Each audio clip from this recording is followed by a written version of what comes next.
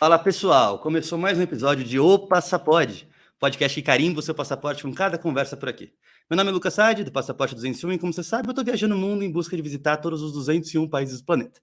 Nesse momento eu estou aqui em Joanesburgo, na África do Sul, que inclusive é um ponto geográfico importante para o nosso convidado de hoje, mas já vamos explorar isso. Acabei de sair de Lesoto, meu país número 50 dos 201, e já estou indo para a Suazilândia, que vai marcar o final do primeiro quarto aqui dessa minha experiência.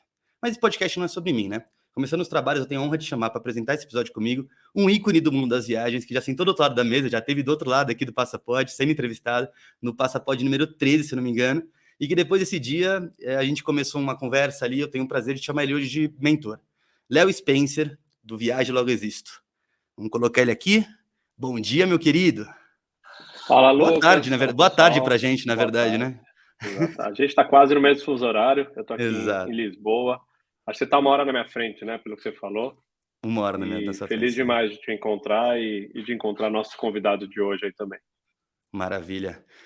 O Léo vai apresentar comigo esse episódio de hoje com um convidado que é muito especial. Ele é um cara, um ícone aí também no mundo das viagens, não só porque ele também é um viajante de carteirinha, já viajou para... A gente vai conversar sobre isso também na vida dele, mas também porque ele hoje é o fundador, né, e toca aí o Worldpackers, que é a maior plataforma de voluntariado do mundo, a gente pode falar. E ele é brasileiro, então a gente tem o prazer aí de poder conversar com ele na nossa língua materna aí. Vamos chamar ele aqui para dentro. Ricardo Lima. Como é que você tá, Rick? Fala, Lucas, Léo, beleza? Perfeito, cara, perfeito. Muito obrigado por Fala, aceitar o convite Rick. de falar com a gente hoje. É uma honra aqui pra gente. Valeu, uma alegria. Fazia tempo que eu não falava de viagens, empreendedorismo. Vira e mexe eu volto aí. Mas, como o Léo sabe, eu fiquei meio recluso aí na paternidade, mas uma alegria voltar aí com vocês. Maravilha. Bem-vindo, bem-vindo. Então, vamos começar pelo começo, como a gente sempre fala por aqui, né? E acho que o ideal ali é entender um pouco mais do Ricardo Lima primeiro, depois a gente entra um pouquinho no mundo das viagens e no mundo do Worldpackers aí como um todo, que a gente vai explorar bastante nesse episódio. Então, Rick, pergunta inicial, né, cara? Quem era você antes do mosquito da viagem te picar? Vamos falar assim, né? Sei que você é parceiro meu de USP, né? Você fez USP também, se puder começar desde desse início aí, contando um pouquinho de você, vai ser bacana. Dália, acho que eu vou começar até antes, né? Talvez na minha infância, classe média baixa, morava na Vila Santa Catarina, zona sul de São Paulo, e eu nunca não tinha essa pegada de viagem quando eu era mais novo, não. Mas eu passava as férias no interior de São Paulo e de vez em quando a gente ia para Praia Grande. E eu adorava, assim, né? Então, algumas vezes durante a minha vida, meu pai perdeu o emprego, minha mãe foi fazer o corre, a gente foi de escola pública para privada, privada para pública. Eu dividia quarto com meus dois irmãos. Então, foi acho que uma infância de muitos brasileiros, né? Então, a viagem era uma coisa de vez em quando, assim, né? A gente chegava na Praia Grande, a gente ia pro sítio do meu avô no interior de São Paulo, e o objetivo era conseguir o sucesso, né? Que o sucesso seria, naquela época, né? Você trabalha muito, você ter um cargo legal, num lugar legal, e aí você poder ter não se questionava muito, né? Acho que muita gente vive nesse lugar de não se questionar, né? Então não tinha esse questionamento. Foi quando eu entrei no mundo mundo corporativo, né? Estudei economia, comecei a trabalhar no banco em busca desse sucesso, dessa rota segura, né? Essa segurança financeira, acho que esse era o grande foco ali que eu tinha. E aí eu dei sorte, assim, de cair numa área do banco que era muito bem remunerada, e trabalhei muito, mas aí consegui esse sucesso. Eu ganhava mais que meu pai e minha mãe juntos, assim, com 21 anos, né? Então, ter chegado nesse sucesso financeiro me fez perceber que não era aquilo que eu queria. Assim, eu olhava para a galera assim do banco e via que não era ali que eu queria estar. E aí eu falei assim, o que eu quero, né? Não tinha essa ideia do que eu queria fazer. E alguns anos antes eu tinha feito uma viagem para os Estados Unidos, fui trabalhar de garçom numa estação de esqui. E ali foi muito bom, assim, porque eu aprendi inglês, cheguei a ter 3 trabalhos, eu limpava a mesa em um, garçom em outro e atendente em outro. Então eu juntei um dinheiro que eu comprei um carro depois, um Fiestinha, Besouro Metálico, apelido dele, e paguei umas dívidas que eu tinha, e aí eu falei, nossa, isso aqui é muito bom, cara. Aprendi a esquiar, aí eu falei, quero mais disso, né? E aí, depois de uns anos, eu fui pela faculdade ainda, quando eu estava fazendo estágio no banco, eu consegui uma licença não remunerada, eu realmente era muito dedicado, assim, comprometido ali no banco, e com essa licença eu fui para Salamanca, na Espanha, e fiquei 6 meses lá, durante a faculdade, tipo um Erasmus da vida. E ali foi onde aí acho que assim, essa primeira picada foi nessa viagem para os Estados Unidos. Depois dela, eu ainda fui para a Argentina de ônibus, com o dinheiro que sobrou ali, 42 horas num busão de São Paulo para Buenos Aires. E uma loucura, assim, o pior foi a volta depois. Costas até hoje lembram. Depois eu fiz essa viagem para a Espanha, né, como intercâmbio, e ali eu morava com um cara do Congo, um da República Dominicana e uma menina da Espanha. Então, assim, eu ali eu falei, nossa, o mundo é muito grande. Fiz os mochilões ali na Europa, né, bem clássico, assim, mas falei, nossa, eu quero mais, quero mais. E aí voltei para o banco com essa ideia, assim, de, não, eu quero realmente viajar o mundo. Li o livro do Tim Ferriss, Trabalhe 4 horas por semana, é isso que eu quero. E aí voltei e falei, vou dar o máximo que eu conseguir para juntar uma grana rápido e cair no mundo, né? Isso já Deixa eu te faz mais ou perguntar, menos Rick. 12 anos. Deixa eu fazer uma pausa rapidinho para a gente dar um passo atrás. Acho que antes de. Muito pessoal que está ouvindo a gente, muitas pessoas do Brasil hoje, eles têm essa dificuldade de dar esse primeiro insight para sair do Brasil. Parece uma coisa muito inatingível para muita gente. Você está comentando que você fazia lá economia na USP, você comentou, e no momento você decidiu fazer um trabalho ali nos Estados Unidos, decidiu sair do país, e esse trabalho provavelmente te influenciou também, pelo que eu entendi, a também pedir uma licença não remunerada para ir para a Espanha. Mas como é que foi esse primeiro insight? O que fez você querer sair do Brasil? Foi alguém que comentou com você? Foi um impulso aí dos seus pais? Foi algum amigo? Como é que foi esse primeiro insight? Porque eu fiz USP e na minha época, que foi nos anos de 2010, esse não era tão incentivado pela universidade. Você deve ter feito ainda um pouco antes, deve ser muito menos. O que gerou essa vontade sua de sair do país no primeiro momento? Acho que 2004 foi, né? Que eu me formei em 2004, se não me engano, acho que foi isso. E não tinha isso, nem os meus amigos, família perto, nada, assim, não era uma coisa, uma realidade possível, imaginável. Então, meu foco era, estudei ali no colegial, consegui uma bolsa, colégio objetivo, aí ali estudando para entrar na faculdade, entrei na faculdade, aquela alegria ali. E aí, ali na faculdade, eu ouvi um cara assim, Chico, o nome dele, até queria reencontrar esse cara um dia, foi quem me inspirou esse estalo, assim, ele contando, assim, para uma roda de amigos, né? Ele, não, fui para lá, era o Work Experience, USA, o programa, né? Era o visto J1 na época. E você vai na agência lá de intercâmbio, acho que era STB, né, na época, agência de intercâmbio, aí você paga uma grana, você vai lá, você trabalha, junta uma grana, aprende. Eu fiquei olhando esse cara e falei, nossa, o que esse cara tá falando, cara? Era assim, porque eu falei, ele tá aqui, né, na faculdade, deu toda a letra, como é que faz? Então, foi um estalo para mim, foi ter ouvido alguém que já teve a experiência, né? Então, ele teve a experiência e aí alguém parecido comigo, assim, eu falei, realmente isso aqui é para mim também, né? Então, primeiro foi saber, né, que existe. Saber que existe é a primeira coisa, mas saber que existe só para muita gente não é suficiente, porque elas falam assim, eu sei que existe, mas não é para mim, porque essa pessoa é A, B, C, D. Aí eu falei, não, realmente existe e é para mim, porque esse cara aí foi, Então, vou descobrir como é que é e vou seguir o caminho dele. Eu fui para o mesmo lugar, que era Park City, Deer Valley. Fui para o mesmo lugar que ele trabalhou, então acho que foi a inspiração de alguém. Ô, Rick, acho que pegando ainda um gancho nesse ponto que vocês estão falando, é mais difícil ou é mais fácil do que parece? Acho que eu quero provocar essa parte ainda que a galera fica assim, puta, que nem não é para mim. Muitas vezes não é para mim pelo dinheiro. Mas tem gente que tem a grana ali, o dinheirinho, 18 anos, juntou um pouquinho, 20, mas o cara ainda não sente seguro, porque ele acha que é um monstro, é um bicho de 7 cabeças. Você concorda que, no geral, é mais fácil do que as pessoas imaginam? Eu acho que tem alguns pontos sobre isso, né? Eu acho que antigamente, quando eu comecei, não tinha, por exemplo, quando eu fui para essa viagem para os Estados Unidos, não tinha nem telefone, assim, quer dizer, existia, mas era caríssimo, né? Fazer uma ligação. Isso foi essa primeira vez em 2000 e baixo, 2001, assim. Era ainda uma coisa difícil, né? Cara, avião era caro, todo mundo era no aeroporto despedir da pessoa, assim, era um grande evento, assim, viagem, comunicação, não tinha influenciadores, não tinha como você saber. Então, por um lado, hoje existe muito mais informação. Por outro lado também, hoje, para você ter uma vida que você queira ter, você precisa de muita grana. Então, assim, tem uma questão da grana, realmente, que eu entendo das pessoas, porque você abre mão ali da carreira daquele momento, né? Então, quando eu decidi ir, eu falei assim, nossa, realmente, a grana, ela não é tudo, mas ela é uma parte importante. Então, é o que você falou, para gente que tem grana já, eu acho que realmente é um privilégio, né? Poder ter essa escolha de viajar. Mas geralmente alguns medos, né? Minha carreira, o dinheiro, minha segurança lá fora, o que os outros vão achar de mim, né? Então, a gente ainda depende muito do que os outros acham da gente, né?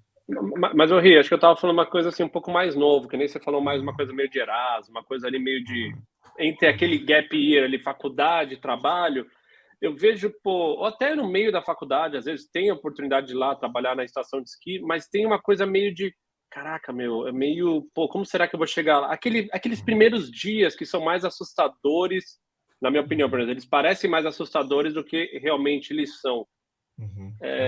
Faz sentido, assim, se aquele, puta, eu vou chegar lá, o que eu vou falar? Cara, você se vira, não é tão complexo, não é tão difícil, você não vai morrer. Eu cheguei lá, eu percebi que eu não falava nada de inglês. Eu achei que eu tinha feito minhas aulinhas ali, mas assim, realmente eu fiquei perdido no inglês. Eu cheguei lá, eu tinha $700 que eu levei para os Estados Unidos para essa viagem. E aí eu cheguei num hotel, falei, eu fui perdido, assim, né? Não pesquisei muito, não, né? Talvez a ignorância nesse caso foi o que me ajudou. Cheguei lá, o hotel era $150 a noite. Eu falei, o quê? Eu tenho 700, né? Dá para eu ficar aqui 5 dias e ir embora, pô. E aí eu fiquei ali na recepção do hotel, miando assim no sofá, de repente tinha um grupo de brasileiros, 4 brazucas, assim. Aí eu colei com eles, dormi no chão ali, fiquei uns dias dormindo, a gente chegou a ter umas 10 pessoas dormindo num quarto de hotel, assim. Aí daí que eu descobri como é que conseguia house, como é que conseguia trabalho, tudo. Mas assim, tem uns perrengues mesmo, né? Eu acho que conheci muita gente, por exemplo, que tinha grana no Brasil, e aí quando foi para fora, fez algum trabalho voluntário, limpou o banheiro na Califórnia. Porra, limpei banheiro na Califórnia.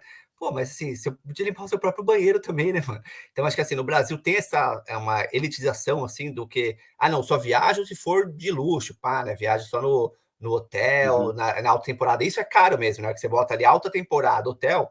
Então, acho que tem esse medo, né, pô, e como é que eu vou conseguir ter esse conforto?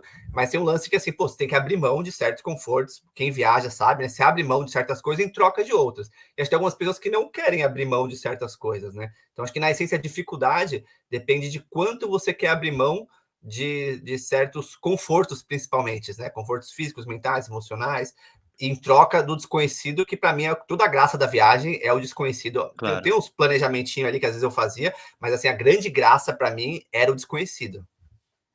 E aí os perrengues são inevitáveis, né? Eu acho que essa questão, o estereótipo que o Léo tá comentando, e que você acabou de enfatizar de novo, de repente, as pessoas imaginarem que a viagem é uma coisa mais elitizada e por isso ela acaba sendo um pouco mais não atingível facilmente, vamos dizer assim, e no final aquelas coisas acabam dando certo. Você foi com $700, sentou no hotel, acabou dando certo. Eu acho que isso que o Léo tá comentando, eu acho que eu concordo, né? É muito menos difícil do que parece no estereótipo que o brasileiro acaba criando.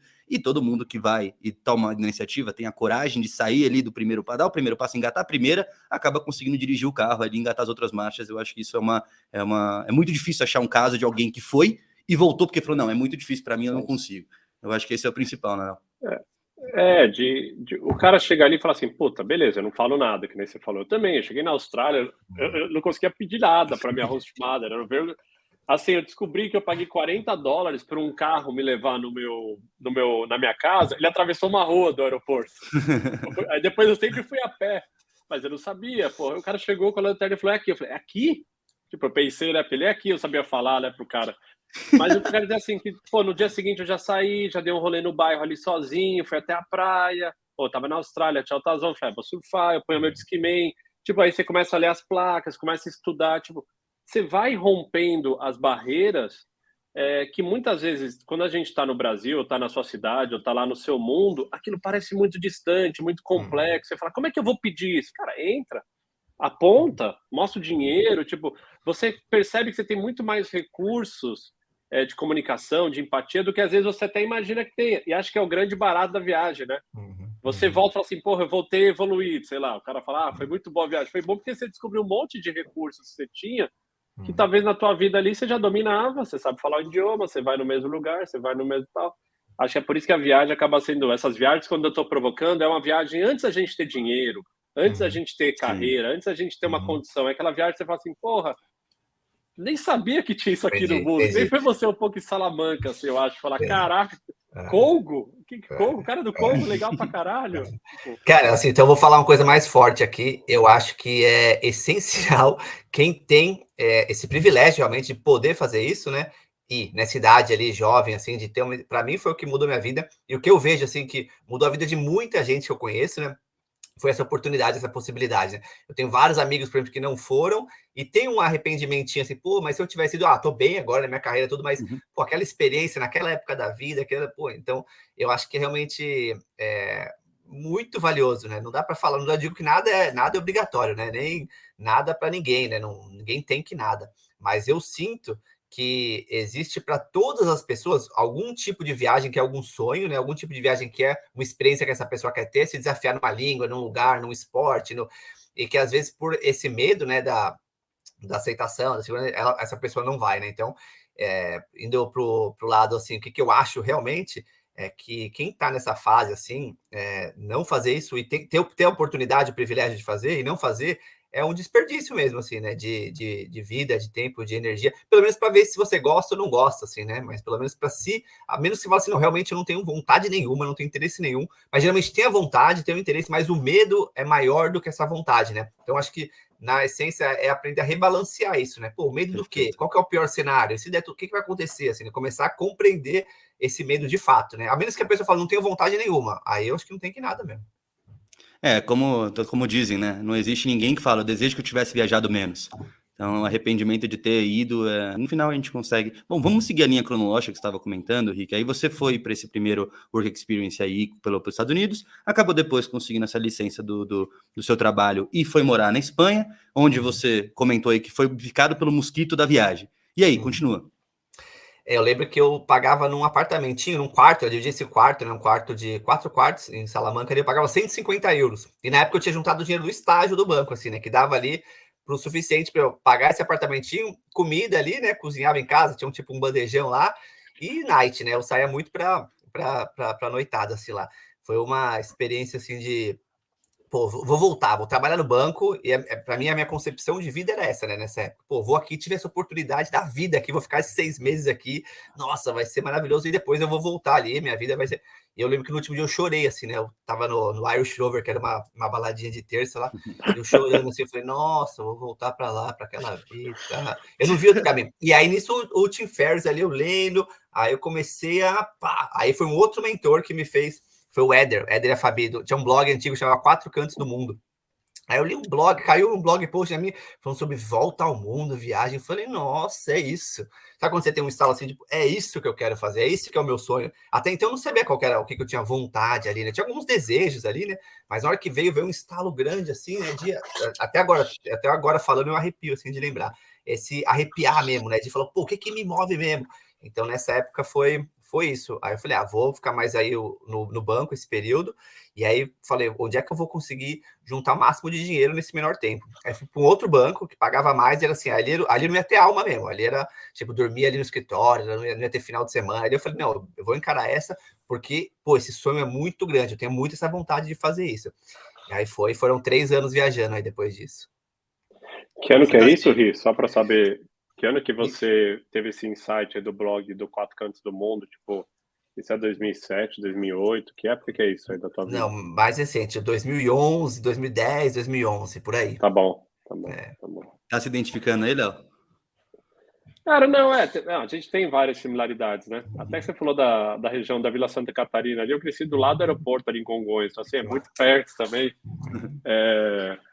Na Pedro Bueno, aquelas avenidas, minha tia morava ali perto também. Não, mas tem várias similaridades, né, da questão do mercado financeiro. Eu acho que talvez pro Ri pegou mais assim, essa coisa do... E aliás, acho que tem que fazer uma adendo. Você estava em Salamanca, para quem não conhece Salamanca, é uma cidade universitária maravilhosa, de arquitetura linda. Então, assim, deve ter, eu não fui lá 5 dias, mas deve ter muita festa, deve ter muita coisa. Então, para quem é moleque, lá, tipo, novo, deve ser muito bom, né? E acho que isso que deve ter batido muito forte. Fala assim, porra, vou abandonar isso, né? Vou perder isso e vou voltar para Faria Lima, tipo, 9 às 18 ainda não, né? Porque é das 8 às 22, tipo, final de semana também vai no banco. Mas acho que o legal da história é esse equilíbrio. Não é nem muito de um lado, né? Nem muito do outro. Essa coisa, porra, beleza, eu vou trabalhar, vamos juntar grana, põe de pé isso, depois começar a pensar nos outros negócios. Então eu me identifico bastante aí com o que você está falando. Lembrei de outro cara, Léo, não sei se você já leu o livro dele, Rolf Potts, Vagabonding. Sei, Lucas, Léo. Sei quem é, eu nunca li o livro, mas sei quem é. acho que esse livro, agora que eu acho que eu nunca tinha falado isso também em nenhum lugar, que eu percebi isso agora. O livro do Tim Ferriss me falou desse livro. No final, ele recomendava alguns livros, e um desses era esse Vagabonding. E aí eu comprei ele, Vagabonding, The Art of Long-Term Travel, a arte de viagem de longo prazo. Isso naquela época, e é uma escrita linda, assim, do Rolf Potts. Até me comuniquei com ele depois, mandei mensagem, falei, nossa, cara, seu livro realmente é muito mágico, assim, me despertou essa possibilidade real de viagem de longo prazo, né? Eu acho que é isso, Salamanca, um período específico, né? Universitário, curtição, depois volta, banco. Aí ali que começou a ter essa mudança para assim, não, pode ser meu estilo de vida essa viagem, não é uma coisa assim que eu. E assim, e é muito, acho que o que o Léo falou agora, juntar uma grana, depois ir curtir isso aqui.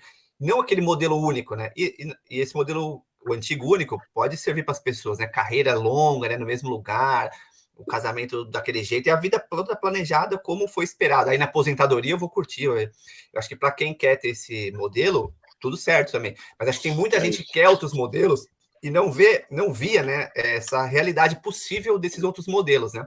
Eu acho que esse é um estalo grande que as pessoas estão tendo de existem outros modelos de estilo de vida. Não é óbvio E não tem isso ainda, problema mudar, né? E não tem problema mudar. Tem muita gente que fala, pô, esse é meu planejamento, não, tô pensando, tô querendo aqui, de repente alguma coisa influencia ele no meio do caminho que acaba mudando um pouco a trajetória, pelo menos da cabeça, e ele tem esse medo de mudar e decepcionar algumas pessoas e ir para um pouco do desconhecido, do obscuro, que não sabe, do incerto, né, vamos dizer assim. E aí tem uma frase que eu gosto muito, que você tem uma hora na sua vida que você tem que escolher, e essa hora pode ser qualquer momento, tá? Não tem idade para isso, mas tem que escolher entre a segurança, né, a estabilidade e a liberdade. Então, obviamente, existe um balanço. Quanto mais liberdade, menos estabilidade você vai ter. Eles são antagônicos, vamos dizer assim.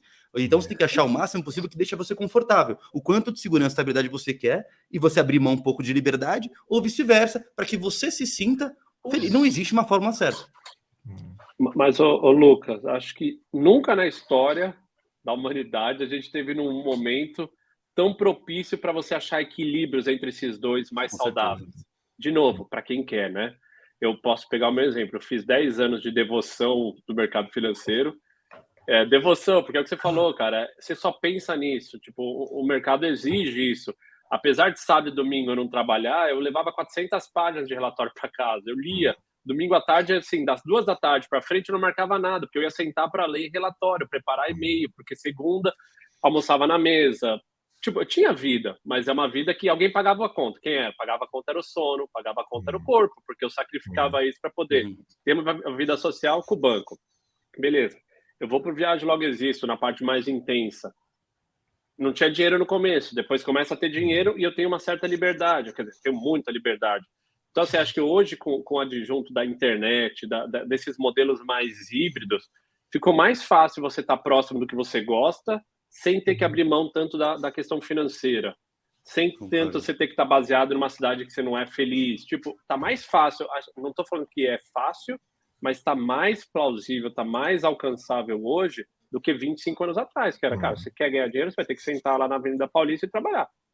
Hoje você pode estar sentado em Bangkok, lá não sei aonde, trabalhando com você daqui, dando consultoria, vendendo curso, pondo um monte de sistema para vender sozinho. Acho que isso trouxe uma liberdade de rebalancear um pouco isso aí da questão grana, liberdade. O que você acha, Rick? Esse lance aí do nomadismo digital, né? Acho que de alguma maneira a galera dos 18 ao 30, principalmente, né? Mas várias gerações, mas especificamente essa dos 18 aos 30, se ligou muito nisso, né? Que é muito possível realmente você trabalhar de algum lugar, você ganhar grana, você ao mesmo tempo viajar. Então, assim, é uma geração que percebeu que isso é possível e tá pensando assim, por que eu não vou fazer, né? Por que eu vou ficar naquele modelo se esse modelo não me faz tanto sentido?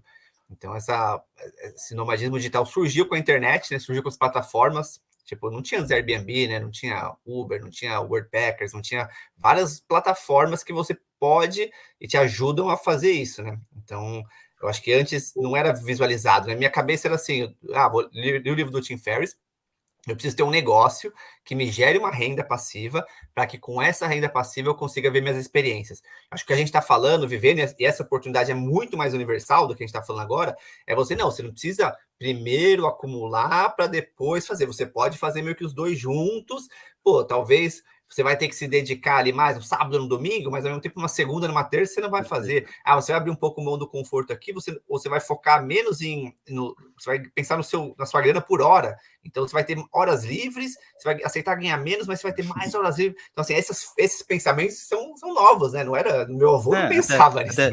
Não tirando a atualidade do livro, mas o livro foi escrito algumas décadas atrás, então isso muda um pouquinho, né, o que o Léo comentou. Isso é basicamente bem recente, né? A minha geração aqui, eu tenho 28 anos agora, a minha geração um pouco menor está vivendo isso mais na prática, de ter essa possibilidade que o Léo comentou.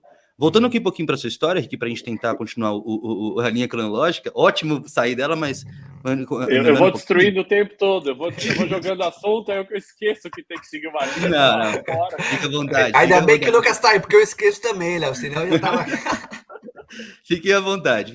Mas assim, o Léo comentou que ele ficou 10 anos de devoção ali para o banco. Eu também, a minha história é bem parecida também. Eu também fui para um intercâmbio na Europa, morei na Alemanha, voltei com aquela cabeça de, putz, é isso que eu quero, mas também fui devoto aí eu fui mais para engenharia, fiquei trabalhando como engenheiro aí durante 6 anos. E você, quanto tempo que foi dessa volta para Salamanca até o momento que você resolveu pedir demissão, né? Porque eu acho que tem esse ponto ainda que eu quero que você comente sobre isso. O momento que você resolve pedir demissão e o momento que você pede demissão, ele muito dificilmente é coincidente, né? Tem um processo ali de você conseguir fazer essa transição final, a saída, né? O fade out, que a gente chama do banco aí, do banco, ou qualquer trabalho que seja, para você conseguir realmente colocar o pé na estrada. Como é que foi esse processo para você? Quanto tempo você ficou até esse momento? Conta um pouquinho.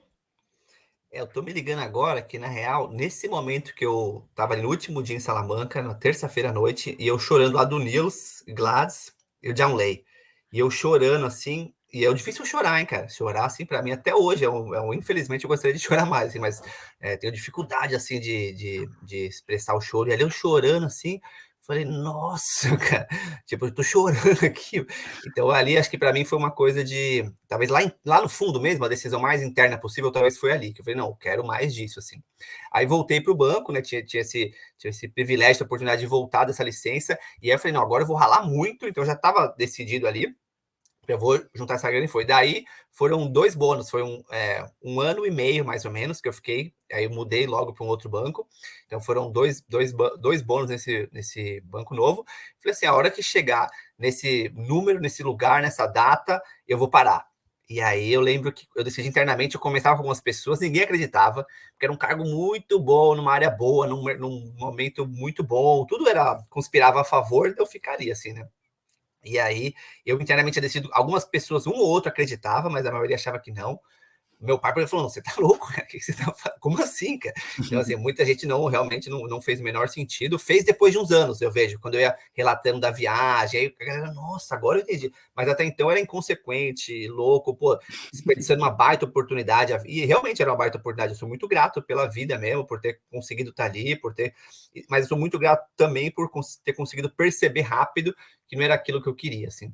Eu lembro do dia que eu pedi demissão, eu desci a Faria Lima, gritando, assim, ó, literalmente, pulando, felizão, porque era uma sensação de liberdade, assim, infinita, assim, porque eu falei, pô, eu tinha o celular o dia inteiro, era BlackBerry na época, né, pô, sempre conectado, o computador sempre aqui ali, eu viajava muito pelo trabalho, até no Londres, Nova York, era bastante coisa, mas era assim, era só trabalho. Já cheguei um dia para Nova York e voltar na noite seguinte, hotel em Londres, trabalhando. Então, assim, eu realmente estava muito focado ali. Foram muitos IPOs na época do setor que eu estava, que era a construção civil, fazendo análise de ações.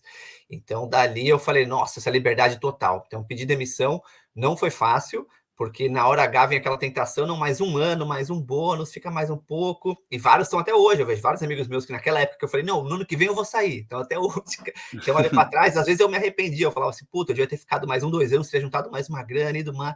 Mas aí depois eu falo, puta, pode ser que eu estivesse lá até hoje, né, cara? Então é difícil olhar para trás assim e analisar, né? O mais provável é que você tivesse ficado, porque o cara ali é um modelo bem testado, né? É um modelo muito bem testado e consagrado, consolidado. Então ele sabe que o bônus, ou os benefícios, as ações que ficam um bloco e depois fica vesta, todo esse sistema é justamente para fazer a sua retenção. Então você vê pelo próprio tempo que a galera fica. Uma vez que você começou a entrar naquela roda ali, porra, o ano que vem, se eu ficar vested, fica mais 30% das minhas ações com vested, já então põe 4 anos, eu começo a receber 2 bônus praticamente, e não sei o quê, você não sai. Então, são poucos que conseguem ter... eu brinco que é uma coisa que você tá meio embebedado daquela coisa. Eu vou sair. Você tem que estar compradaço que você vai sair. Se você parar para ponderar o país que a gente vive, no sentido do Brasil, com as dificuldades financeiras, que a aposentadoria, você é dependente, sempre não é que você tem saúde pública acessível e de qualidade. Tem, mas você às vezes luta para não ter que ficar dependente disso, né? No Brasil, você fala isso, você junta dinheiro não é às vezes para ficar rico, mas é para ter...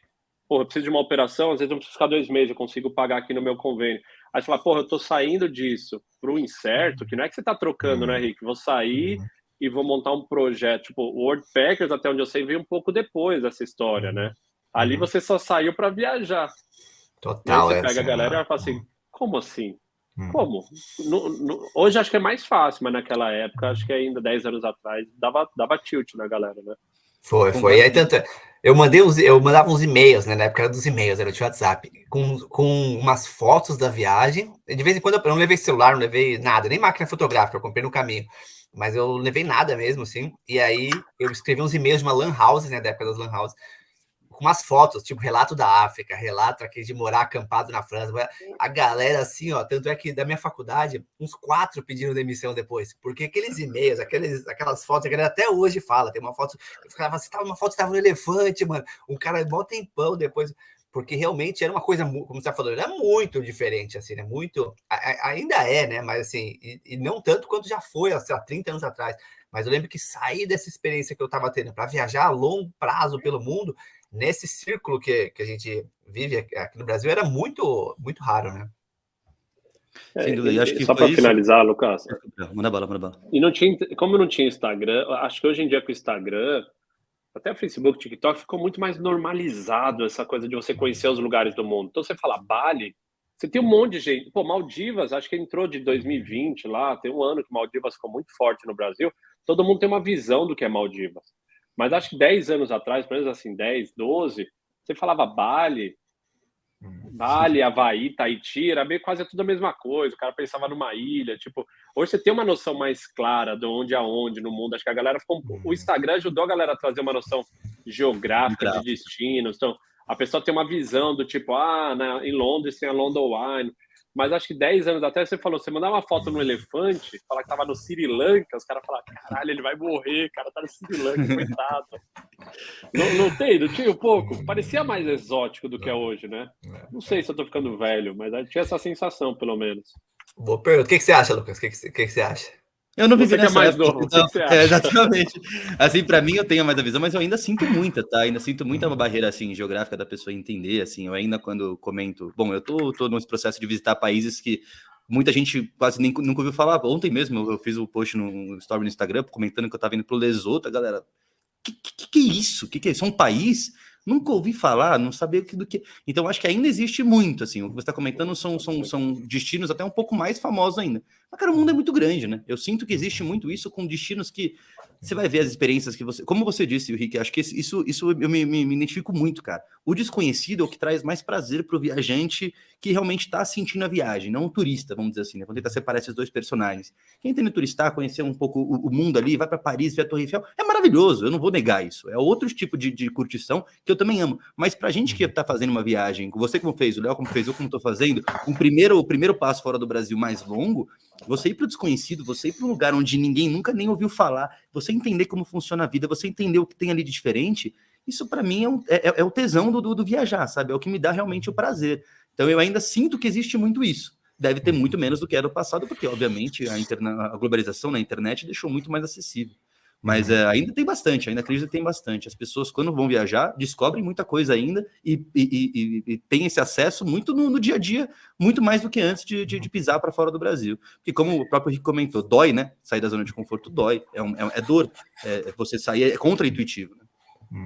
É uma coisa que eu sempre me cuido, assim, para evitar cair numa arrogância de que, por eu ter viajado, eu sei mais que os outros, assim, né? Eu lembro que eu caí numa dessas, assim, quando eu voltei dessa viagem depois de 3 anos, assim, nossa, galera, eu viajei, eu aprendi isso, eu aprendi aquilo, e as pessoas não estavam muito aí para isso, né? Porque não tinha esse interesse, né, no primeiro momento.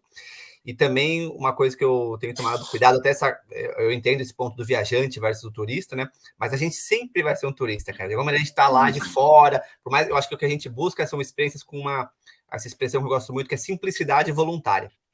Porque a gente está lá, a gente está impactando o local, a gente é alguém de fora, chegou falando de Bali, né? Tem um lugar ali do lado, Nusa Penida, que tem uma foto que ficou famosa no Instagram, o lugar está destruído, assim, porque todo mundo vai lá, faz fila para tirar foto, né? Então tem um lado predatório disso também, né? Acho que só quero trazer essas outras questões, né? Do autocuidado com arrogância por ter viajado mais, da extinção viajante e turista, né? Principalmente pensando em impacto nas comunidades locais, e falando de impacto, né, nesses locais que são de mais difícil acesso, que menos pessoas vão, e tem o lado como esses lugares estão numa transformação efervescente pelo nosso desejo do desconhecido, né? A gente não está indo para Marte, está indo para lá. Então, eu tenho essa vontade, eu gosto, me dá um prazer, mas hoje eu estou tentando como eu consigo equilibrar e viver até isso no meu dia a dia, né, nas viagens, mas com essa expressão que está me ressoando bastante, que é simplicidade voluntária.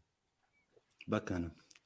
Continuando então, Rick. Então, vamos lá. Chegamos ao ponto de você pedir demissão e resolver viajar. Como é que foi esse primeiro momento da sua vida? E vamos caminhar até o momento onde a gente encontrou ali, onde você encontrou com o seu sócio, se não me engano, o Eric, né, que iniciou a World Packers com você. Como é que foi esse saída? Eu sei que, pelo que eu estudei dessa história aí, tem Joanesburgo é o ponto de partida, pelo que eu lembro, né? E eu tô nesse momento aqui. Tem alguma coisa assim? Cape Town, né? Meu destino foi Cape Town. Eu lembro que eu tinha bucado 4 noites, que eu tinha, né? Eu pedi demissão, saí comemorando na Faria Lima e falei, preciso sair rápido do São Paulo, porque senão a galera vai me consumir aqui. Proposta de outros bancos e tananá, aí pá. E eu falei, não, preciso sair logo. Aí comprei um bilhete só de ida, com milhas, né? Naquela época que umas milhas para a África do Sul eram 20 mil pontos, cara. E aí era em Cape Town. Cape Town, eu lembro, eu fiquei no Atlantic Point. Eu tinha uns gudanzinhos, tinha uns cigarrinhos da Indonésia que eu curtia, assim, gudan. Eu acabei de ficar nesse hostel, cara. Desculpa te cortar. Acabei de ficar, fiquei no mesmo que você. Atlantic Point, uma esquina. Não, uma esquina, assim.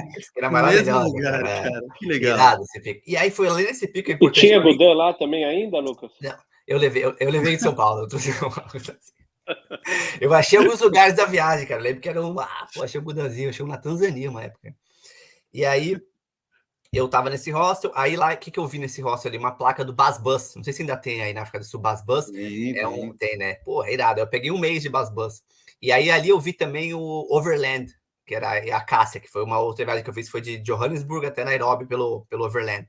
Então, foi nesse Atlantic Point aí que eu tava nessa sensação de liberdade total, assim. E aí eu falei, nossa, eu fui realmente para não tinha eu tinha literalmente 4 noites bucadas ali, mais nada. E aí eu vi o Basbus, que para quem não conhece, é uma ideia muito boa, de uma van que vai parando em todas as cidadezinhas que vão ali na costa da África do Sul, né? Então parei em Jeffreys Bay, parei em Tindsa, fui até Durban, Coffee Bay, não sei se foi Coffee Bay, é um lugar bem legal, uma ilha bem, bem massa. E aí fui até Johannesburg, e aí começou aí o Overland, que foi uns 2 meses de viagem, mais ou menos, num caminhão que ia até Nairobi, né? Mas assim, tudo isso foi descoberto nessas placas que eu vi nesse lugar, né, cara? Então, muito realmente, fui realmente aberto para isso, assim, cara, isso eu reconheço. Legal que a flexibilidade que traz isso, né? Você, como você disse, você foi com 4 noites. Se tivesse planejado antes de sair de casa, feito certinho, engessado o que você ia fazer, seguramente não teria curtido o que você teria curtido também. Mas a curtição, as memórias que você tem hoje foi por ter se permitido a fazer isso. E o Léo também fez um pouco desse roteiro. O que você acha, Léo? Ele fez. Você subiu por onde? Da África do Sul para o quê? Pela direita ou pela esquerda? Johannesburg foi Zimbábue com Botsuana, que eram as cataratas ali, né? Aí depois subindo para o Malawi, Tanzânia e Quênia. Tá bom. Eu fiz um bypass que eu fui lá para Namíbia. Cara, eu acho que a África, e aí eu vou pegar essa região sul da África aí, ali, a Zâmbia. É engraçado, eu fui em 2016, eu fiquei quase um ano na região toda. Quando a gente fala de destino, muitas vezes a gente fala, puta, Japão também é uma experiência que a gente teve muito legal, mas a África a gente sempre fala, puta, que saudade daquele clima de você ficar longe do telefone, ficar longe... Porque viver no carro que a gente viveu tinha uma coisa muito doida, e a gente optou por não ter internet. Você me falou uma coisa aí, que você falou, pô, eu não levei celular, não sei em que momento que você se conectava ou não, sei que você era nas lan houses. Essa coisa de você não estar conectado, de ninguém te cobrar, ninguém te ligar, você não se preocupar que tem que pagar a conta, é uma liberdade. Para mim é o ápice da sensação de liberdade. Assim, hoje eu tenho uma vida mais normal, pago conta, pago a internet, pago não sei o que, tipo, beleza, graças a Deus consigo ter o privilégio de pagar em dia, mas assim, não se preocupar, cara. Ia pro meio do mato e minha preocupação é, será que hoje a gente vai ver leão? Será que hoje a gente vai ver... O que tem de comida? Tem de comida no carro, tem pasta, come pasta todo dia, tem macarrão. Tipo, isso é uma coisa que eu lembro, assim, dessa experiência África como um todo, com um saudosismo muito gostoso, assim, de querer voltar um dia. Bate também, e assim, você pensa? Até hoje, cara, assim, quando essa pergunta é muito difícil, né? Qual que é o seu lugar favorito, né? Qual que é o país que você mais gostou, né? Mas, assim, eu evito responder, mas é África. É muito...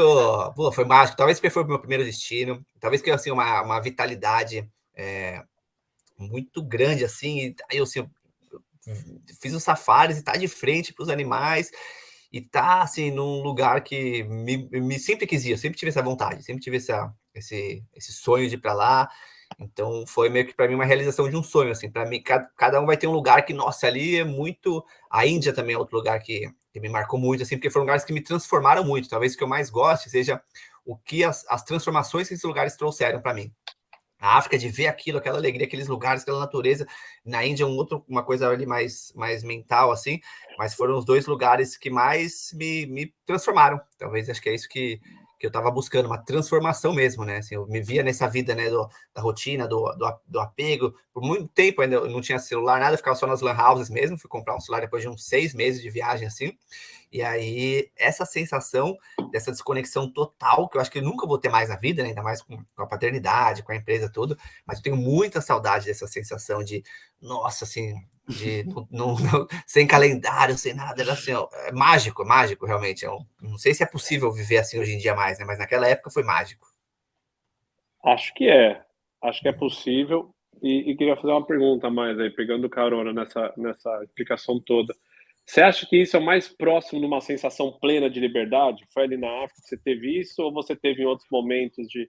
Eu tenho uma sensação, assim, de lembrar com uma coisa dentro do peito, assim, meio visceral, assim, a gente em Botsuana, no Moremi ali, sei lá, ou no rio ali que tem o Zambé, sei lá, não lembro exatamente.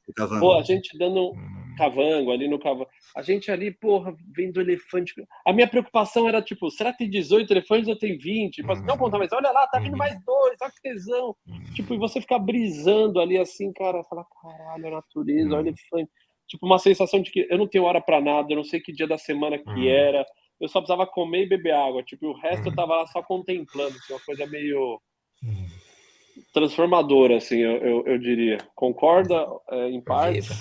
É uma coisa viva, né, cara? Eu lembro, assim, eu acho que tem um lance dos animais também ali nos safaris, por exemplo, que pra mim, tanto porque era o sonho e dá uma presença, assim, um estado de presença. Tanto é que eu fui depois para a Índia, fiz safaris para achar tigre, na Amazônia, com onça. Então, essa sensação de estar ali, né? Era rinoceronte, né? Que hoje já extinguimos, né? Mas, assim, rinocerontes, aí o Big Five, o leopardo, o leão, a hipopótamo, aí via. Então, os safaris em si, né? Nesse aspecto dos safaris, eu achei muito, muito mágico. E viajar por lugares, assim, que... Uganda, por exemplo, fiquei um pouco mais de um mês em Uganda, e, pô, não conhecia ninguém que tinha ido para Uganda, né? Então, volta para essa paixão, assim, de fazer alguma coisa e estar num lugar diferente. E, assim, a vida, a vibração da vida que tem na África, assim, é mágica, né? E tive muitos aprendizados lá, assim, que eu conheci muita gente que me ensinou muito, assim, e eu estava muito aberto, né? Acho que ali é um lugar que, para você ir aberto e para conhecer e para se transformar, né? Muita gente tem a ideia de, não, vou lá e vou ajudar eles, né? Tem um lance de uns trabalhos voluntários ali, mas acho que eu sinto que eu fui muito mais ajudado, assim, fui muito mais transformado em conhecer aquela realidade, assim, né? Então, você que está aí agora direto da fonte, Lucas, como é que tá a África? Não, é exatamente isso.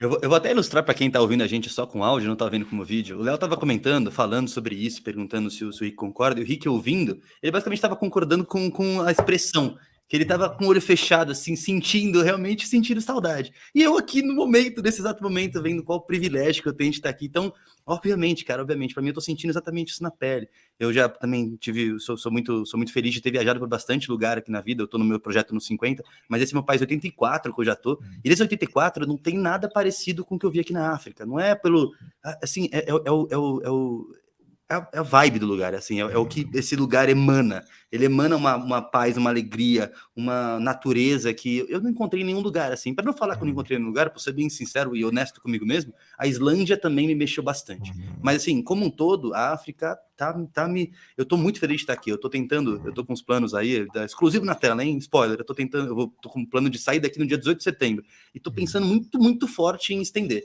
Eu estou pensando em fazer todo esse caminho que vocês comentaram aí, de chegar até na Zâmbia, Zimbábue, por aí. Eu nem cheguei na Tanzânia. E já estou pensando em estender um pouquinho mais para tentar viver esse prime time aqui. Eu estou com 28 anos. Meu projeto vai acabar daqui a 4, 5 anos. Eu não sei quando que eu vou voltar para cá para viver isso agora. Enfim, tudo isso para concordar. Sim, a resposta é sim, eu estou aqui na fonte e com o privilégio de estar aqui. Deixa eu agradecer primeiro o pessoal que está ouvindo a gente, já chegamos aos 45 minutos de episódio, que está aqui com a gente até agora. Eu queria muito te agradecer por estar aqui, por estar ouvindo, e se você chegou até aqui, é que está gostando. Então tira um minutinho aí da sua atenção para ir lá no aplicativo, avaliar nosso podcast, isso ajuda muito a gente a continuar o trabalho que a gente está fazendo. É trabalhoso, mas dá muito prazer, e ver vocês gostando disso e reconhecendo a gente pela essa avaliação é muito prazeroso. E também está vendo a gente por imagens aqui. Se você puder também se inscrever no YouTube, deixar um comentário, o like também ajuda muito. Mas eu não queria muito interromper o papo para falar sobre isso. Vamos voltar, dar um fast forward aí, Rick. Você começou na África, passando um pouquinho. Você chegou ali na Tanzânia, pelo que você falou de Overland. Tenta fazer um relato mais contínuo aí do que você fez. E a gente para em uns pontos aí. Dale. Foram 3 anos viajando, né? Então acho que eu vou tentar ver o que me conecta mais aqui, senão eu vou falar sem parar aqui. Mas os gorilas em Uganda foi mágico, ali na fronteira entre Uganda, Ruanda e Congo. Fiquei com uma família ali em Coringa de 17 gorilas. Foi 1 hora só que eu tive ali com eles, mas foi um sonho assim realizado. Fiquei na França acampando. Eu gostei de acampar, no Overland eu acampava. Eu falei, quero aprender francês. Fiquei acampando num hostel lá, Auberge de Jeunesse, em Anglet, perto de Biarritz. Fiquei 2 meses acampando e fazia aula de francês. Então, nossa, era a vida dos sonhos. Então, eu acampava, acordava, café da manhã, verão europeu ali. Aí ia para a aulinha de francês de manhã, voltava, almoçava, surfava à tarde. Então, eu descobri que tinha uma festa, na verdade, do País Basco, chamava Fêtes de Bayonne, que é a celebração do País Basco. E aí que eu voei de Nairobi para a França para ir nessa festa. Porque eu tinha um amigo que ia lá, eu ia encontrar com ele, o pijama. Fiquei 4 dias, foi um festival incrível, recomendo demais. Todo ano tem ali no País Basco, na parte da França.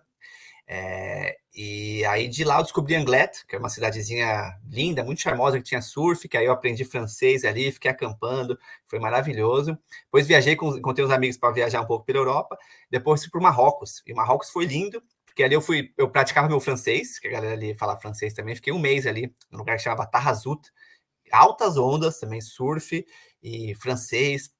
Aí tive uma experiência de ir para o deserto do Saara também, que foi lindo, li o Alcorão em francês, então para mim comecei a mudar um pouco do estilo festa, festa, festa, conhecer lugar novo para ficar mais tempo nos lugares, aprender uma língua, aprender uma religião.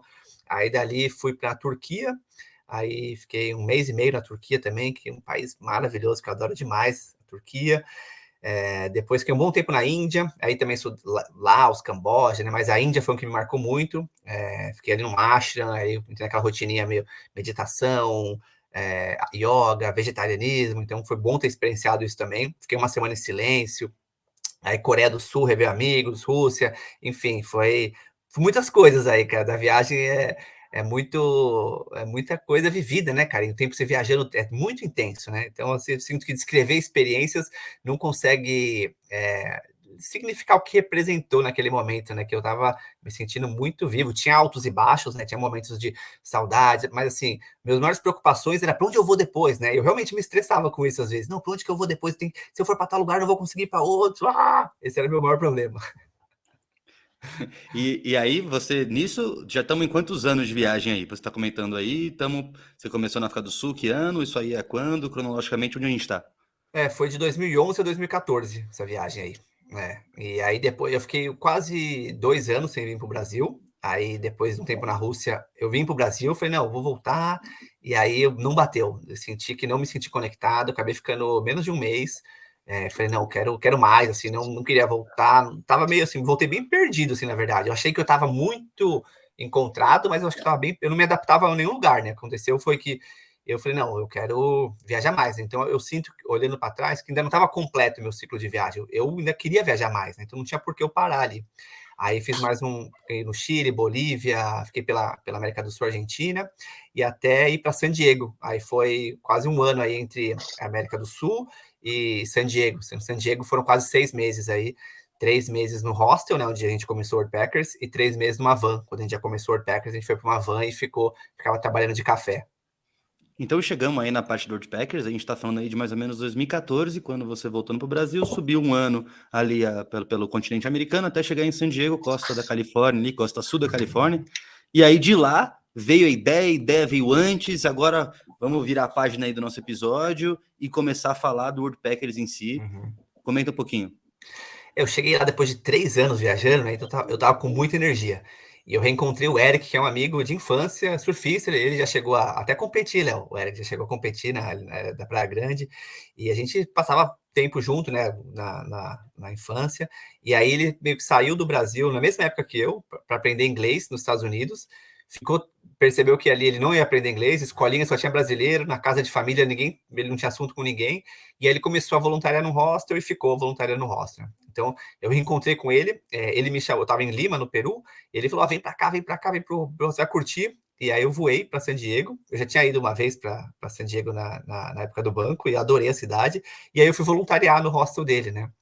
Eu tinha visto isso em alguns lugares, na França eu tinha visto, tinha uns voluntários ali, na Índia o próprio conceito de ashram, né, de voluntariado, mas ali foi onde eu tive essa experiência assim de estar voluntariando, estar no lugar, e pro hostel era bom, para mim era bom, pro gerente era bom, para todo mundo era bom ali, é uma experiência ganha, e aí foi dessa experiência que a gente estava vivendo, né, o Eric já recrutava voluntários ali há um tempo, e aí a gente falou, vamos fazer alguma coisa junto. Aí a minha ideia foi fazer aulas de surf online, porque ele surfava muito, ele me dava umas dicas, assim, filmava, e aí a ideia inicial era um site de aulas de surf online para a galera. E aí, em paralelo a isso, a gente ajudava algumas pessoas a irem para San Diego, né? O Eric já fazia isso há um tempo, e aí veio, acho que, uma vontade muito forte de fazer alguma coisa dos dois. Ele já estava fazendo isso ali, de alguma maneira, e então a gente começou, vamos fazer coisa junto. Então tentamos esse negócio do aula de surf online, depois a gente chegou a ter um blog que chamava Amazing People, que era histórias extraordinárias de pessoas comuns. Cheguei a ajudar meu irmão em umas questões ali que ele fazia de créditos trabalhistas. O Eric chegou a fazer umas coxinhas veganas. Então a gente meio que, acho que aqui uma das coisas que é mais importante que eu vejo na Worldpackers como um todo é habilidades complementares e um propósito em comum, né?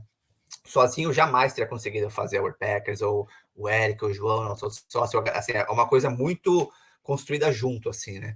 Então, acho que desde o começo, né, veio dessa junção nossa, assim, de os dois num momento de vida que fazia muito sentido, e já um relacionamento e uma vontade, vivendo aquilo, e assim, foi uma loucura os primeiros anos, assim, de morar na van, de morar em escritório, colchão de ar, a gente não ganhava nada ali, né, por quase 1 ano e meio, assim, e o site cair, então, assim, tem um monte de aventura aí também, não sei quão fundo você quer ir nesse rabbit hole aí. Não, quanto você conseguir falar aí no tempo que a gente tem, sem problema. Eu quero ouvir. Eu tô aqui para ouvir, tô curtindo. Então fica à vontade aí, Léo. Fica à vontade, desculpa, Rick. Deixa eu pensar o que é mais valioso, assim, eu acho que então, para quem está querendo viver disso, né, viver viajando, ou ter isso como estilo de vida, né, então, primeiro, assim, queria ter isso como estilo de vida, e aí, no momento, o que eu vou fazer estava sentindo falta de construir alguma coisa mesmo, né, então, ter essa junção de pessoas com habilidades complementares, o Eric fazia o site, ele desenhava, eu escrevia, ele veio com o logo, eu vim com o nome, então, assim, era habilidades complementares e propósito comum. O segundo ponto que a gente teve foi de pensar grande. A gente começou com o site em inglês. Tinha visto no Tim Ferriss lá, né, terceirizar o site, assim, era um site toscão, que era em formato de blog. O site demorava 20 segundos para logar. Mas, assim, era atitude. A gente tinha muita atitude, vontade, fazia. Fizemos um vídeo no YouTube, que era bem toscão, assim, explicando o que era voluntariar. Então, a gente ia fazendo muita coisa, então fazendo, com muita energia, sem saber o que ia dar, assim, não tinha um planejamento, a gente começou a estudar, ler livros de empreendedorismo, falar com pessoas, mas era muito aquele movimento de querer fazer, e muita gente boa foi se juntando. A galera foi se juntando, gente para ajudar, gente para fazer, porque a gente estava nesse movimento. Então, a gente, buscamos embaixadores, a galera veio. E aí voltamos para o Brasil. Um passo atrás, desculpa te cortar, Rico. Um passo atrás. A ideia O Worldpackers hoje ele é muito sólido aí, muito fácil entender o que ele é. E lá atrás, ele já tinha essa ideia que ele tem hoje, ele foi se moldando conforme foi andando. Como é que se deu a questão mais de ideia do empreendedorismo lá atrás da Worldpackers? Não, mudou muito, assim, né? No começo, a gente começou com hostels, né? Era onde eu já tinha ficado em vários, o Eric já conhecia, então a primeira versão do site era essa. Hoje, a maioria dos projetos são projetos ecológicos, ONGs, fazendas. Ele era uma coisa muito usada, principalmente no Brasil, por mais que era em inglês. Hoje, os maiores usuários são nos Estados Unidos e na Europa. Então, ele cresceu mais fora do Brasil do que dentro. Mas no começo era isso, né? As manchetes que saíram no começo, que era muito sensacionalismo, era assim: empreendedores criam um negócio na Califórnia para você viajar de graça. Eram as iscas assim que a galera usava, que eu nunca gostei disso, assim, mas funcionava. Teve um post no Catraca Livre que foram 40 mil compartilhamentos, porque era esse lance, assim, né? Primeiro que é 2014, né? Era uma outra época, né? De compartilhamentos. Outra época de Catraca Livre, né? Mas Gilberto de Menstein acabou ficando amigo, falecido já, mas ajudou muita gente. A gente tinha um post por semana lá.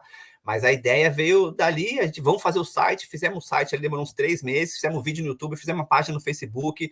Eu lembro que o like número 1000 da página foi na balada, no Réveillon, que estava no Rio de Janeiro. Eu pedia para as pessoas, por favor, dar o like na página.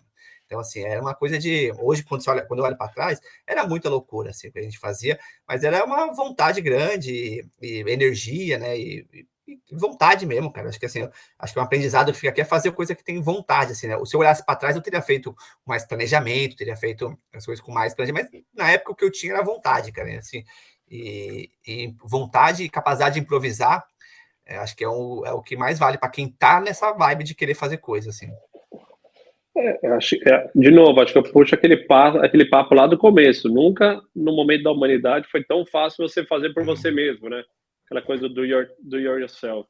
Então, assim, quando você fala, puta, eu na balada e pedir pra galera dar like, você fala, pô, hoje em dia é meio fora de moda, né? Tipo, porque nossos tios fazem isso às vezes, né? A gente pega uns caras e assim, segue essa página. Então você fala, pô, isso não tem muito fit com o que a gente tá pensando.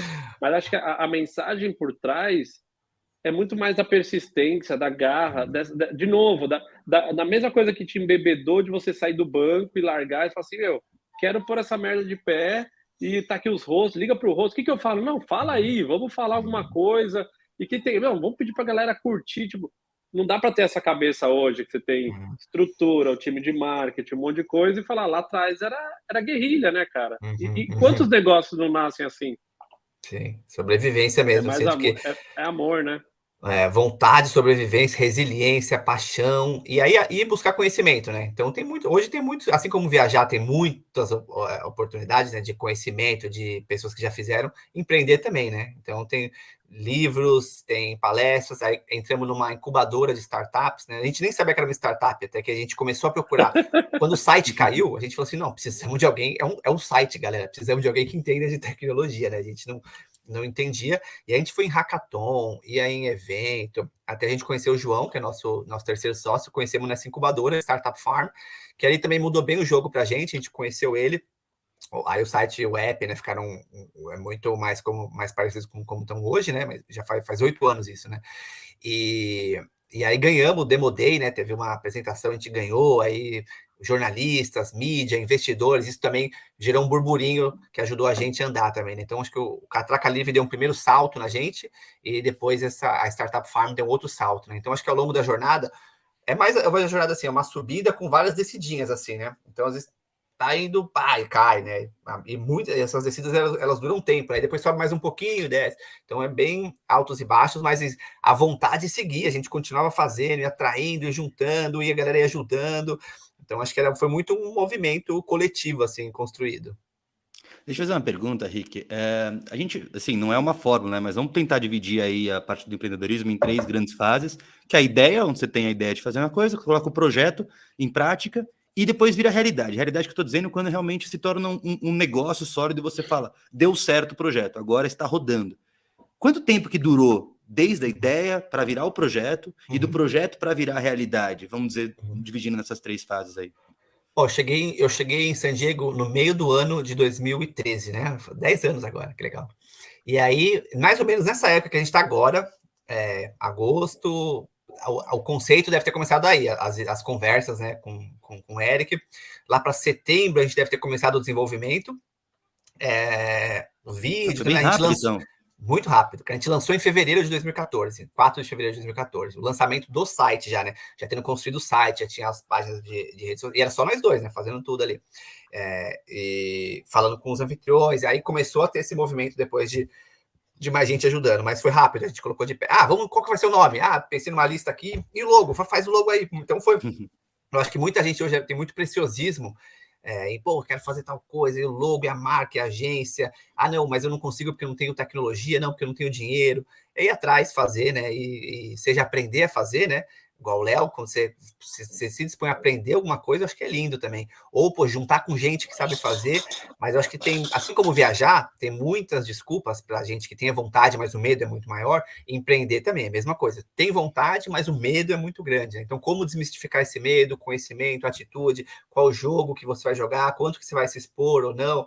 Tem gente que faz isso em paralelo ao trabalho, tem gente que... A gente estava num momento de vida ali que era tudo ou nada, assim, a gente, vamos embora, que isso aqui é o que vai fazer, porque mesmo se não desse certo, a gente estava se divertindo, a gente ia usar mesmo, nosso plano era sair de San Diego e ir para Costa Rica e ficar viajando e voluntariando nos lugares, acabou crescendo rápido, viemos para São Paulo, a gente tinha conexões aqui, e aí foi que deu esse boom, assim, né? Mas no começo, assim, toda a gente já estava tocando essas outras coisas aí. O Amazing People, a gente fazia um post por dia ali, ou outras coisas, mas a gente estava se divertindo e fazendo e aprendendo. Eu acho que esse é um lance, assim, que é importante, porque é um aprendizado muito grande, cara. Se você empreender, você tentar fazer alguma coisa. Eu nunca fiz MBA na faculdade, Harvard, mas eu desconfio que você empreender, você aprende mais pela mesma quantidade de tempo e mais barato, e ainda você vai ganhar grana, assim.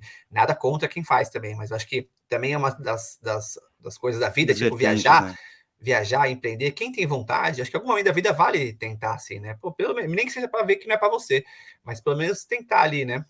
Para quem fala, não quero realmente empreender, também entendo completamente, mas quem tem essa vontade, o medo é muito grande, acho que vale desmistificar um pouco esses medos. E quanto tempo, desde esse momento aí, fevereiro de 2014, quando você lançou, até você entender que aquilo... Você chegar a olhar para tudo que está acontecendo, olhar para o site, olhar para a operação e falar, deu certo. Não chegou ainda Ou esse não momento, teve não. esse momento? Não chegou. Se chegar Então, algum dia... Vamos fazer a pergunta diferente. Acho que de fevereiro 14, quando começa a ter uma receita estável? Acho que essa é uma boa pergunta. Assim, 2 anos? Fevereiro de 2014, a gente começou o primeiro modelo de negócios em dezembro de 2014, depois de um ano quase de ter lançado, que era o modelo Paper Trip, que você colocava o cartão de crédito, aí você... e a gente colocou esse modelo porque a galera tava brincando de aplicar. A galera chegava, ficava aplicando para todos como se fosse o Tinder, assim, para conhecer gente. E aí a gente se queimou com os anfitriões, né? Aí a gente começou, não, vamos cobrar, porque a gente foi o primeiro filtro que a gente teve, né? E nisso, né, o site tinha caído, a gente tinha subido um formulário simplão, e a gente fazia todos os matches manualmente ali, né, cara? Aí depois veio o João, veio mais tecnologia, veio gente para ajudar, e aí veio as mídias, os investidores, né? Então veio meio que tudo isso foi muito junto, assim, né? No final de 2014, veio tudo muito junto.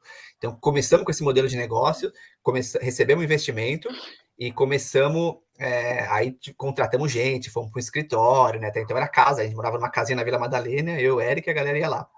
A gente fazia festa lá, happy hour. Aí esse modelo de negócio foi, mas era assim, era 10 viagens, 100 viagens no mês, assim, né? Eram números bem menores, assim, do que é hoje. E aí depois a gente mudou o modelo de negócios para membership, né? Que você paga uma anualidade para ter acesso a tudo.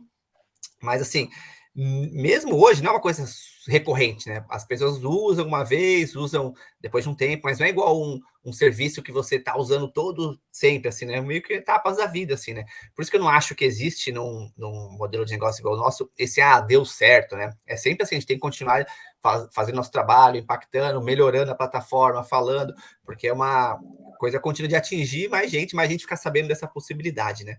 Mas a gente conseguir pagar as próprias contas, eu diria que demorou uns 3 anos desde que a gente começou. Então, até então, a gente ficava ali morando aqui, morando ali. No começo, assim, a gente, por muito tempo, a gente se pagava R$3.000, que era o que a gente conseguia ali equalizar as contas. Depois, com o tempo, a gente foi conseguindo se pagar melhor, assim, mas por muito tempo, a gente conseguia se manter, assim. E por isso que eu falava, nossa, no banco eu ganhava muito mais, tá? Mas assim, puta, não tinha vontade de sair dali para fazer outra coisa. Entendi. Vamos chegando ao final do episódio. Eu vou só, antes da gente acabar essa parte cronológica e eu entrar nas perguntas finais ali, fazer a última pergunta sobre o processo ali do World Packers. A gente viveu aí, você está comentando que você viveu os 8 anos e meio aí de World Packers, e a gente tem um episódio muito importante ali no início de 2020, quando a pandemia vem. Queria entender contigo qual foi o impacto disso, o que passou na sua cabeça nesse momento, quais foram as lições aprendidas nesse período ali da pandemia que você hoje leva para você, não só para o World Packers, mas também para o Ricardo Lima. O que a pandemia significou? A pandemia foi, assim, no primeiro momento desastrosa para a gente teve que desligar quase todo, foi num dia 30 pessoas assim que saíram. Foi muito forte, a gente não tinha o que fazer, né? Não tinha mais viagem, não tinha, a empresa realmente não tinha o que fazer. Então a gente ficou ali, paramos de se pagar de novo, né? E ficamos sobrevivendo. E aí acho que o que veio? Vamos fazer outras coisas. Começamos com a Academy, né? Hoje são 1000 aulas online que tem lá. Começamos com os outros planos que tem na plataforma. Hoje tem vários tipos de planos diferentes. E a cultura ficou muito mais forte, né? Então foi uma dor que veio muito grande, que uniu a gente, fez a gente melhorar muitos processos, rever muita coisa. Então, rever estrutura, rever modelos, rever produtos. Então, nesse sentido, a gente conseguiu usar bem esse tempo, assim, né? Depois conseguimos recontratar várias pessoas que a gente desligou. Então, depois disso, a gente foi crescendo. E acho que aí o mundo mudou também, né? O mundo, as pessoas ficaram em casa, saúde mental piorou, crise econômica. Então, fez a galera querer mais esse tipo de experiência, assim, né? Quer ter mais propósito, quer viajar. A galera de fora começou a usar mais, dos Estados Unidos, da Europa. Então, acho que teve essa mudança assim, de consciência das pessoas, de estrutura interna da empresa e maturidade nossa como empreendedores. E o mundo ficou com mais vontade de usar o produto, né? Acho que no final o produto melhorou e as pessoas ficaram com mais vontade de usar ele, pela necessidade do momento da pessoa e do mundo. Que legal, cara. Que legal, Rick. Muito bom, cara. Foi um papo, correu demais aqui. Vamos seguir para as perguntas finais, tanto minhas aí, o Léo também deve ter algumas perguntas.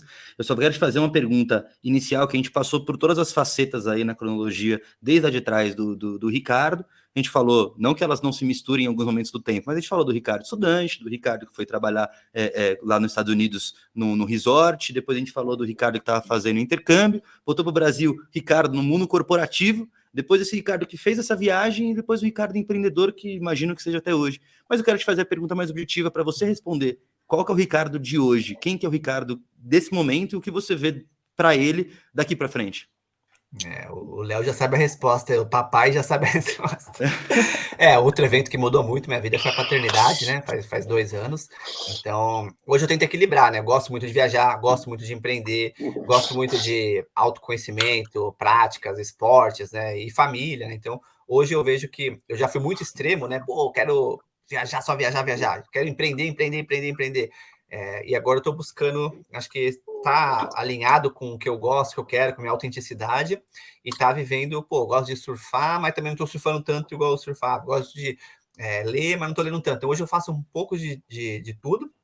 A paternidade é algo que um amigo meu falou assim, o hábito é não ter hábito, né? Porque realmente é uma demanda grande, que eu fico muito orgulhoso, assim, muito feliz de poder estar vivendo isso, e poder estar me entregando para isso, assim, e estou aprendendo muito com isso, assim.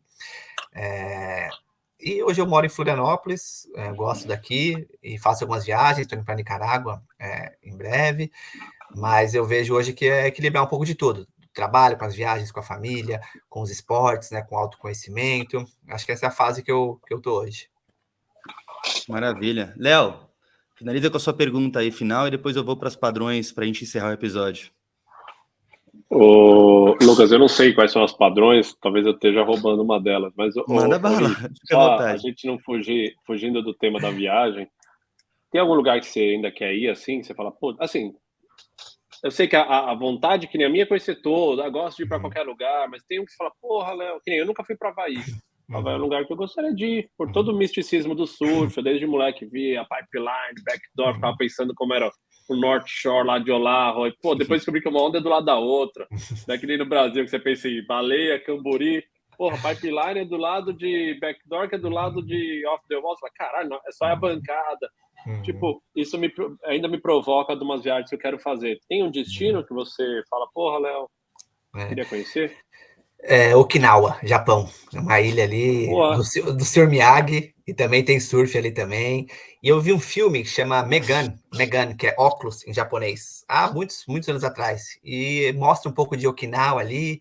Eu tenho isso no fundo da minha cabeça, assim, Okinawa, Japão. Eu quero ir com calma, assim, com tempo, né? Acho que ali é um lugar para ficar alguns meses, mas eu tenho interesse em me dedicar ali, ficar uns 6 meses, aprender um pouco da língua, da cultura. Acho que é um momento sabático, talvez eu quero fazer algum momento da minha vida em Okinawa. Legal Você que você nem sabe comentou que, sobre Lucas, isso. Desculpa, fala, Léo. você sabe que eu tava ontem com a Raquel, às vezes a Bela dorme, a gente consegue ter um tempo ali em silêncio um pouco, e às vezes eu ligo o YouTube e eu tô brisando nos vídeos do Japão, uma japonesa fica viajando, ela nem fala, ela escreve embaixo, não aparece o rosto dela.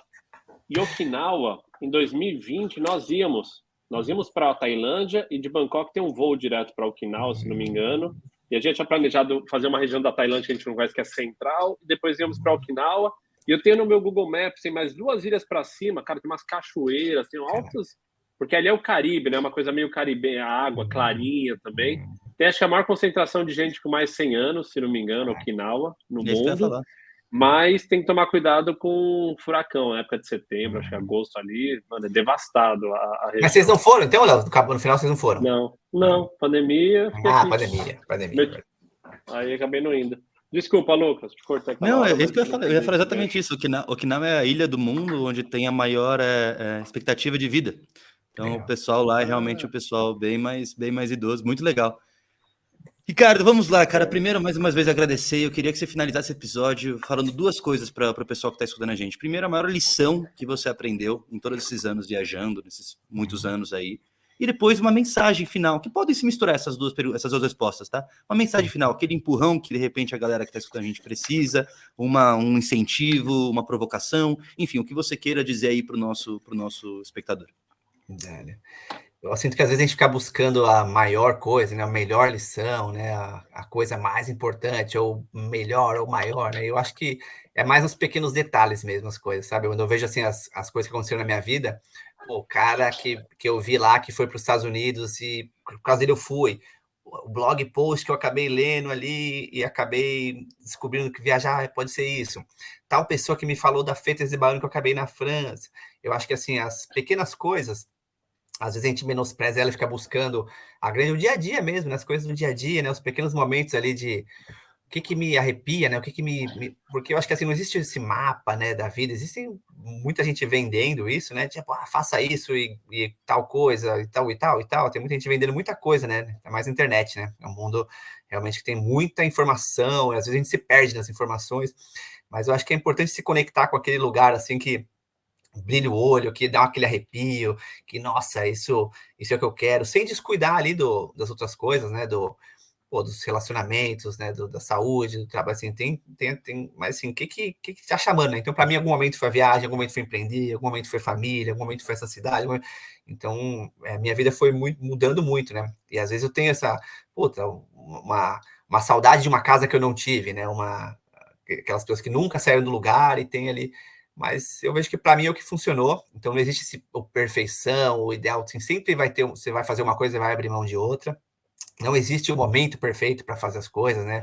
As coisas vão acontecendo e você vai construindo elas. E hoje eu tô feliz, assim, sinto que eu tô num momento de vida, assim, de um pouco mais de maturidade, consigo colher um pouco mais das coisas, mas em algum momento era só plantar, era só ralar, era só, várias coisas deram errado, e tá tudo certo, né? Acho que as coisas dão errado também, e, agora tá certo, pode ser que no futuro as coisas dêem errado de novo, então eu acho que não tem muita regra, assim, sabe? Acho que o que eu quero falar é que não tem muita regra, assim, do que fazer, ou para onde ir, ou do que seguir, ou do que... Muita gente vende isso porque é fácil de enfiar na goela abaixo, mas acho que saber de si um pouco mais, assim, né? Não tô falando de meditação, pode ser tudo isso, assim, mas, assim, o que te brilha o olho? Acho que o que sua intuição te diz, o que é sucesso para você? Eu acho que é fazer essas perguntas de tempos em tempos. Muito legal. E a mensagem final para o pessoal, para quem estiver ouvindo a gente, você queira deixar o último recado aí? Um incentivo, uma provocação, um empurrão, qualquer coisa que seja de um viajante para um viajante. Eu acho que é estar atento com saúde mental. Então, acho que várias vezes a gente está levando muito na normalidade, né? Excesso de ansiedade, depressão, e é difícil não estar hoje ansioso ou meio depressivo no mundo que a gente está hoje. Também não é, só vou viajar e vou resolver todos os meus problemas assim. Também não é, pô, sou o salvador do mundo, vou resolver tudo. Acho que é não cair nem na inação, né? De, pô, não vou fazer nada que tá tudo ferrado mesmo, e nem no heroísmo, né? De não, deixa que eu vou resolver tudo. Então, acho que é estar atento a essa saúde mental, assim, fazer o seu, né? Realmente buscar causar um impacto positivo nas suas ações, buscar sua independência financeira e geográfica, mas sem deixar de levar em conta o impacto que você vai ter, né, na sua saúde física, mental, nas comunidades que você está, no seu entorno, na sua família, nas suas relações. Às vezes a gente foca muito, né, na carreira ou, né, ou na viagem. Eu, quando viajei muito, abri mão de família, por exemplo. Sinto que minha relação com a minha família demorou muito para voltar a ficar boa. Quando eu trabalhei muito, eu abri mão da minha saúde, acabei tendo um burnout. Então, acho que assim, tá atento a essas coisas, né? E de novo, não sei as respostas, porque pode ser que amanhã eu faça de novo ali, mas tentar aprender um pouco com a experiência de quem passou por certas coisas, né? Foi o que me fez viajar, foi o que me ajudou a empreender, aprender com a experiência dos outros, mas sem deixar de levar em conta a minha intuição e o meu caminho, né? Acho que é isso. Pô, show de bola. Maravilha, que aula que eu tive agora aqui. Bom, estou falando aqui com dois mestres aqui, dois ex-viajantes e atuais viajantes, enfim, que hoje são pais, e os dois empreendedores digitais aí. A gente vai também fazer um episódio, Léo, sobre o Elera, com certeza, em algum momento, vou te convidar aqui. Ô, Léo, quem ouve aqui fala assim, sobre... mestres aqui, mal sabe que a gente passa o dia trocando fralda, né, mano? Comprei mais aí. Comprei.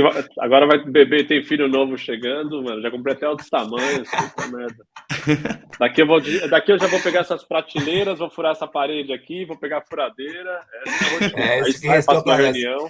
É o que restou para os mestres ex-viajeiros aqui, mano. Não deixa de ser mestre, não deixa de ser mestre. Muito obrigado pelo aceitar o convite. A gente falou aqui com o Ricardo Lima, hoje fundador da Boatpackers, a maior plataforma que conecta voluntariados com empresas que precisam de voluntários, empresas, instituições, enfim. Então, muito obrigado, Ricardo, por aceitar o convite, por falar com a gente aqui hoje. Muito obrigado também a você que assistiu a gente, que está aqui até agora, ouvindo e aprendendo, como eu também estou aprendendo e se inspirando cada vez mais. Espero você no próximo episódio. Léo, também muito obrigado por você aceitar o convite de ser co-host aqui e que eu posso te chamar mais vezes aqui, você também top, tá? Será sempre um prazer. Rick, obrigado, bom te ver, Lucas. Prazer enorme participar aqui. Um abraço para todo mundo. Muito obrigado, pessoal. Léo, Lucas, valeu, galera. Até o próximo.